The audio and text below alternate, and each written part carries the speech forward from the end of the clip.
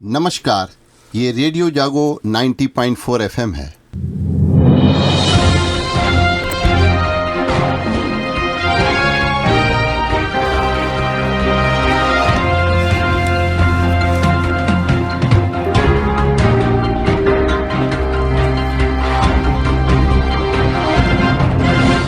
अब आप अभय शंकर गौड़ से आज की हलचल सुनिए।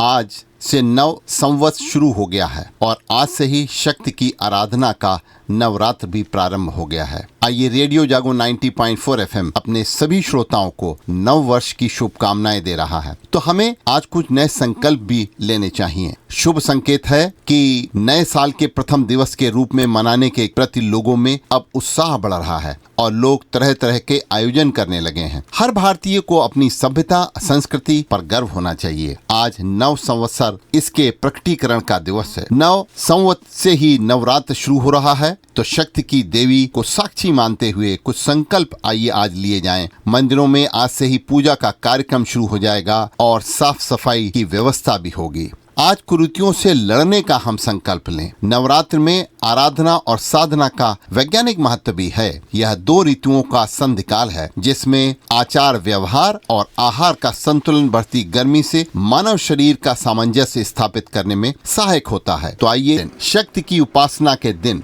हम दुर्गा प्रतिमा की पूजा तो करते ही हैं, लेकिन ये भूल जाते हैं कि माँ दुर्गा तो हमारे भीतर ही है। जरूरत है इस नवरात्र में हम अपने भीतर विराजमान शक्ति को जगाएं। तो आइए रेडियो जागो 90.4 एफएम अपने सभी श्रोताओं को नव वर्ष की बहुत बहुत शुभकामनाएं और बधाई दे रहा है। सुप्रीम कोर्ट ने कल एक यूट्यूब की जमानत बहाल करते हुए कहा कि सोशल मीडिया पर आरोप लगाने वाले हर व्यक्ति को जेल में नहीं डाला जा सकता और सुप्रीम कोर्ट की पीठ ने आरोपी की जमानत रद्द करने का आदेश निरस्त कर दिया। सुप्रीम कोर्ट ने कहा है कि आरोपी ने विरोध और अपने विचार व्यक्त करके अपनी अभिव्यक्ति की आजादी का दुरुपयोग नहीं किया है। मद्रास हाई कोर्ट ने जमानत उसकी रद्द कर दी थी क्योंकि उन्होंने अदालत को दिए हलफनामे का उल्लंघन करते हुए किसी नेता के खिलाफ कुछ आपत्तिजनक टिप्पणियां की थी। सोशल मीडिया के इस्तेमाल से जुड़े हुए कुछ आवश्यक बातें ये हैं कि सोशल मीडिया के इस्तेमाल के दौरान ऐसे कृत्य जो आपराधिक श्रेणी में आते हैं उनमें साइबर बुलिंग, साइबर मानहानि, ईमेल फिशिंग, फेक आईडी और सोशल नेटवर्किंग के जरिए सेंधमारी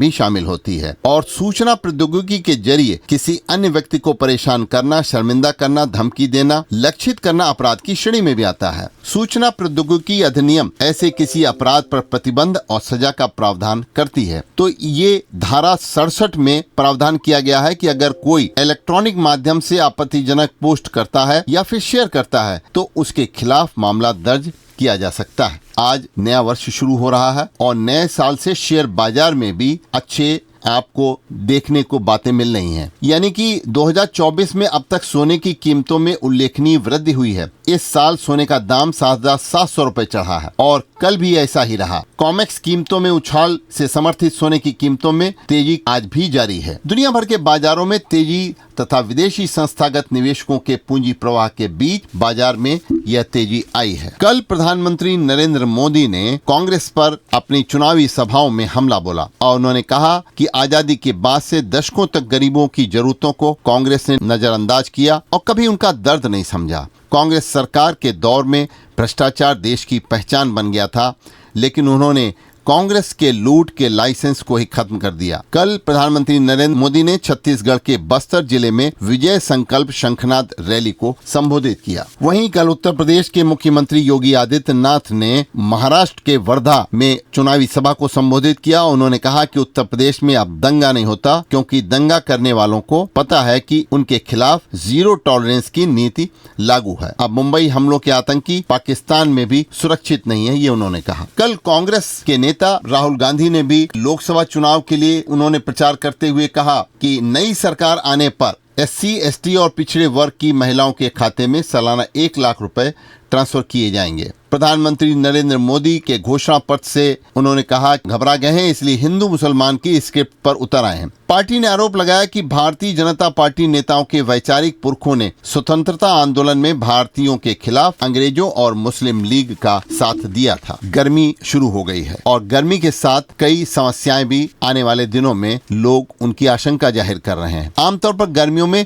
दूध के उत्पादन में कमी हो जाती है, लेकिन इस बार इसके बुरी तरह प्रभावित होने की संभावनाएं व्यक्त की जा रही हैं। मौसम विभाग ने गर्मियों में भयानक लू चलने की आशंका की बात जताई है और लू चलने और जलाशयों के सूखने से डेयरी पशुओं के चारे की और पानी की भी एक समस्या पैदा हो जाती है। इससे आने वाले दिनों में दूध का उत्पादन भी कम हो सकता है। ऐसा होने पर दूध की कीमत में भी बढ़ोतरी की आशंका व्यक्त की जा रही है। देश के 150 बड़े जलाशयों में पानी का स्तर 35% रह गया है, जो एक साल पहले की तुलना में 17% कम है। यानी जल का स्तर लगातार गिर रहा है और पिछले 10 साल के औसत से ये 2% कम है। इस वक्त ये आंकड़े चिंताजनक तस्वीर पेश कर रहे हैं। यानी जब तक हम मनुष्य इस जल संचयन के प्रति और पानी के रिचार्ज के प्रति जागृत नहीं होंगे, हमको ये गर्मी और लू से जो पानी की समस्या पैदा होती है उससे निजात नहीं मिल सकती। इसी के साथ साथ जानवरों को भी पर्याप्त पानी नहीं मिलेगा और इससे खासकर पिछली तिमाही में दूध का भी उत्पादन प्रभावित हुआ था। गर्मियों के कारण कम मात्रा में दूध अब की बार उपलब्ध होने की शंका